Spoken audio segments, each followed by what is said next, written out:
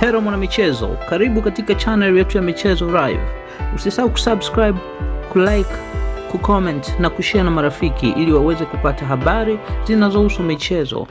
Kouassi Atuhula Yao anapitia kipindi kigumu ndani ya Yanga, huku tetesi za kuachwa kwake zikishika kasi kutokana na majeraha ya mara kwa mara.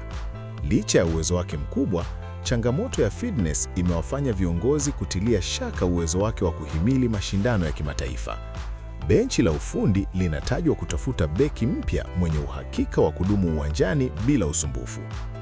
Uamuzi wa kumkataa Yao unachochewa na hitaji la kusajili mashine nyingine ya kigeni, jambo linalomfanya beki huyo kuwa mhanga wa kwanza wa nafasi. Ingawa krosi zake ni silaha muhimu, Yanga haitaki kuhatarisha msimu kwa kutegemea mchezaji anayekosa mechi nyingi muhimu. Hali hii imeweka njia panda mustakabali wa nyota huyu ambaye amekuwa kipenzi cha mashabiki. Kuondoka kwa Yao kutakuwa pigo kwa safu ya ushambuliaji ya klabu hiyo, lakini ni hatua inayolenga kuleta damu mpya yenye nguvu zaidi.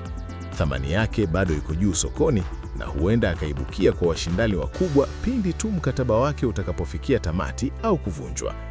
Huu unaonekana kuwa mwisho wa safari ya The Train ndani ya viunga vya Jangwani. Asante kwa kutufuatilia mpaka mwisho. Usisahau kusubscribe na kuacha maoni yako. Ikiwa umependa channel hii, acha maoni yako hapo, share na marafiki.